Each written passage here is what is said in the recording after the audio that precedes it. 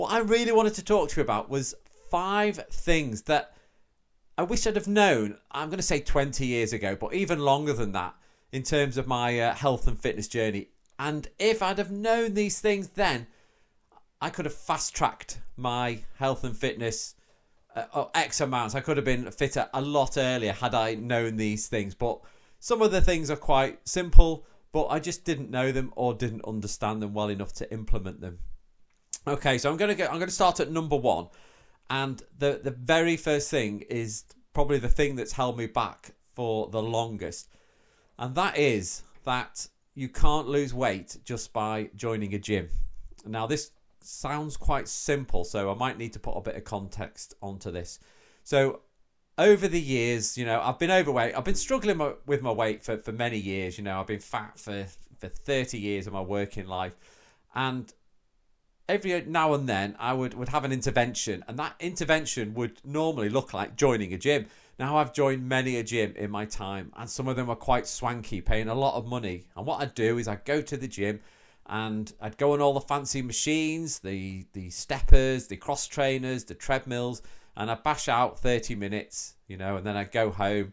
And I'd be doing this like 3 or 4 times a week. I'd fully commit to it. But I wasn't nailing the nutrition side. I wasn't really understanding the nutrition side. I was trying to eat healthy, but I was still consuming a lot of food, and I was going out on the weekends still drinking, expecting the going to the gym to do all the work. And it just wasn't. And I wish I'd have known that, yes, it was good to join a gym. I'm not saying by this not to join a gym, but you need to do the other side of things as well. So if fat loss is your goal, you need to nail down your nutrition side as well as going to the gym. So that means talking about your calories, how much you're consuming, the quality of your food. You need to tackle that as well as joining the gym. Because going to a gym, on your average gym session, if you bash out 30 minutes on a treadmill, you'll be lucky to burn 200 calories.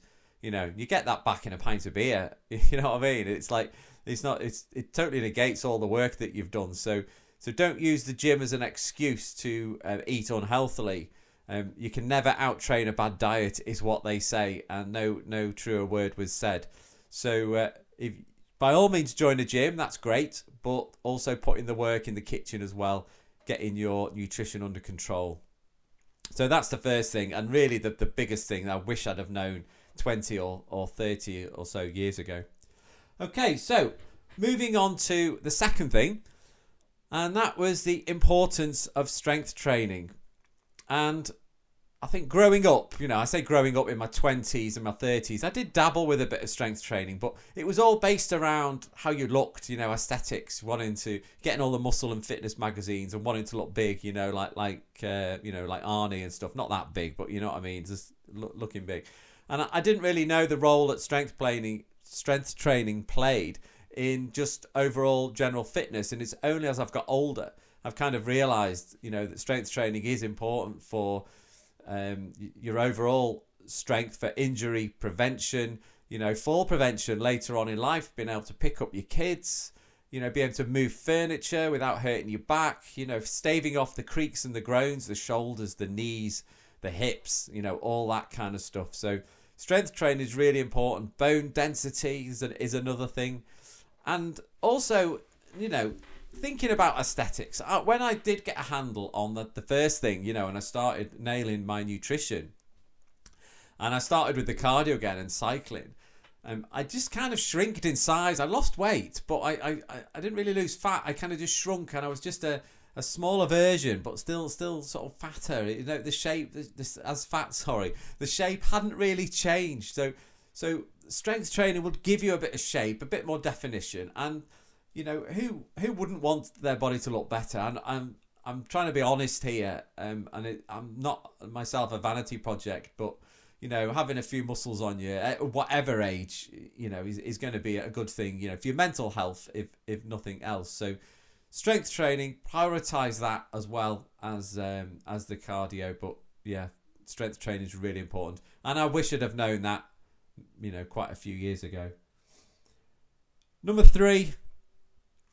I think I've known this one for a while, but it's the importance of sleep and the role that sleep plays plays in our general overall health. But it's turning out that sleep is just good for everything. It recovers your body, resets your mind. It's good for fat loss, and there's still research going on, and the more that this research goes on, the more importance is placed on a good night's sleep. Now, it's something that I probably struggle with. Of all of these things, I struggle with sleep the most. I've never been a great sleeper. If I can get 6 or 7 quality hours of sleep, then I'm happy. Let alone getting 8. I very rarely get 8 hours of sleep. But I grew up in my formative years in the 80s, when it was all about, it was the yuppies, and you had to, earn money, and it was the hustle, it was the grind, and people were kind of, it was like a badge of honour how little sleep you had. You could Maggie Thatcher, you get by on 2 or 3 hours sleep and all this kind of stuff, and it was kind of seen as that. So it's taken a lot to try and get over that and understand that actually getting some sleep is a good thing, so much more beneficial. And it's like almost like a wonder drug now. It's been seen as a wonder drug, a catch-all for disease and longevity and all the good stuff. So I wish I'd have known that sleep was really important, and I might have paid a bit more attention to it. I do know that now, and I still struggle, so I do try to prioritise my sleep in my schedule. So that was the third thing.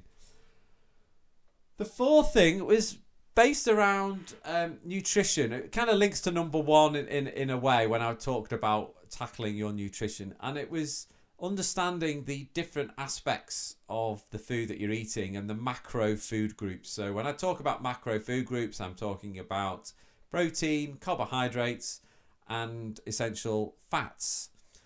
And really, with this, it's about understanding the different parts that each of those macro food groups play in your diet towards your health and your fitness. So now, for example, I prioritise protein for muscle building and to fill you up, and that goes first on my plate, a lean piece of protein at every meal, and I try to get at least 100 grams of protein a day. If not more, but my baseline is 100. And that's where I start, okay? So that's for building muscle. So that could be chicken, tuna, eggs, all the good stuff, lentils.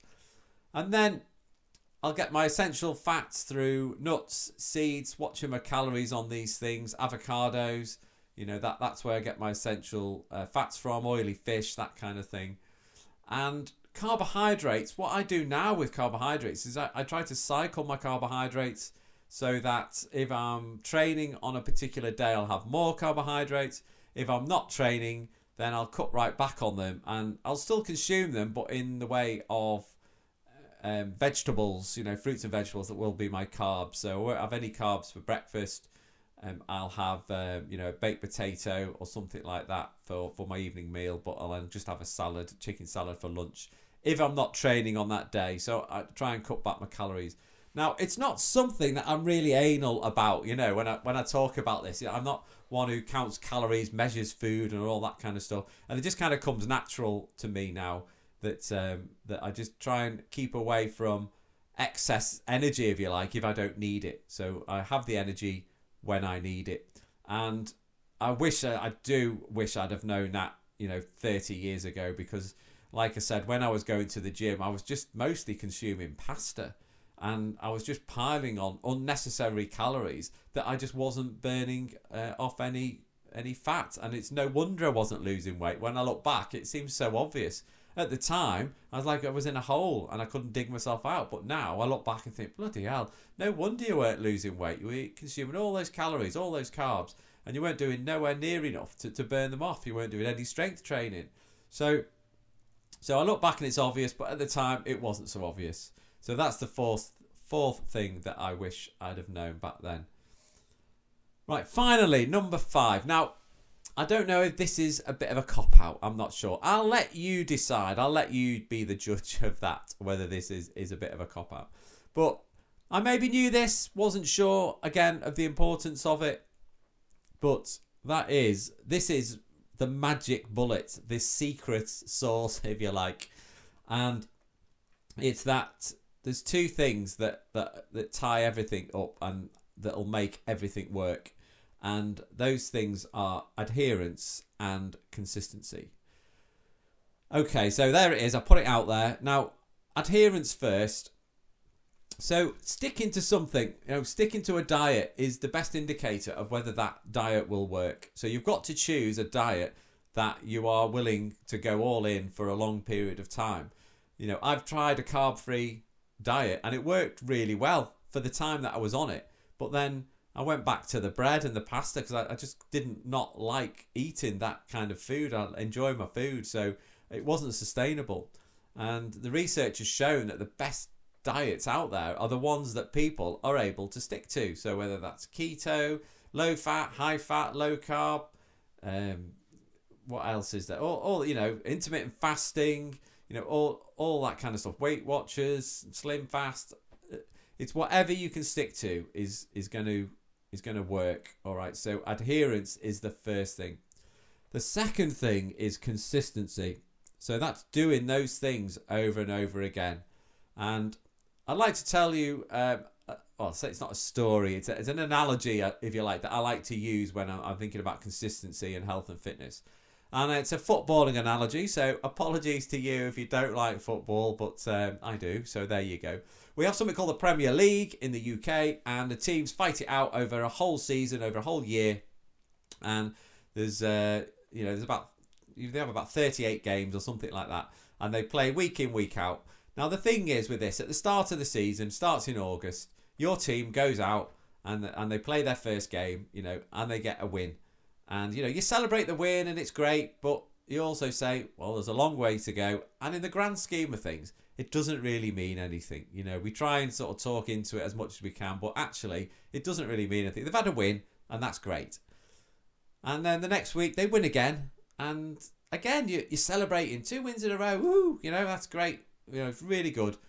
Again, it doesn't really mean anything in the grand scheme of things. But 6 months down the line and you've been stringing these wins together and you're thinking, hey, we're onto something here. Dare we dream, win the Premier League. 8 months down the line, the consistency, they put in the hard work, the effort your team does, and they keep getting those wins and the points keep racking up, and by the end of the year, you win the Premier League.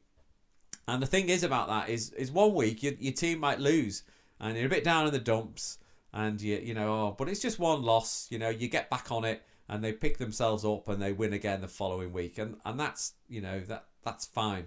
So the reason why I'm saying this is it's a bit like your health and fitness. You do all the healthy eating. You're really good. I say good in inverted commas. You eat well. You go to the gym, you do a workout, you do your strength training, you go for a walk, and that's great. However, after that one day of doing that, you go back home, you step on the scale, you look in the mirror, nothing's changed. Okay, you can celebrate the win of having done that, but at the end of the day, you won't see any results in the mirror or on the scale. Okay, so you do it another day, and again, you put in the hard work, the effort, you step on the scale, and nothing's changed. You look in the mirror, nothing's changed. But then, you keep doing it, and after a month of doing it, 6 weeks of doing it, you start to see the scale maybe nudge in the positive direction, and your trousers start to feel a little bit looser around the waist, and you think, hang on, there might be something in this. I'm starting to see a few results. And then, you fall off the wagon. 1 weekend, you go away with your mates, and you have a bit of a binge, you eat pizza, you drink beer, and you chalk it up as a loss, okay? Again, that's fine in the grand scheme of things, as long as you get back on it, the following week you have another win, and, after a year, you could win the Premier League of health and fitness. You could lose a stone by doing that, by being consistent week in, week out. So cheer yourself on, be your own team. Consistency and adherence, they are the glue that ties everything together.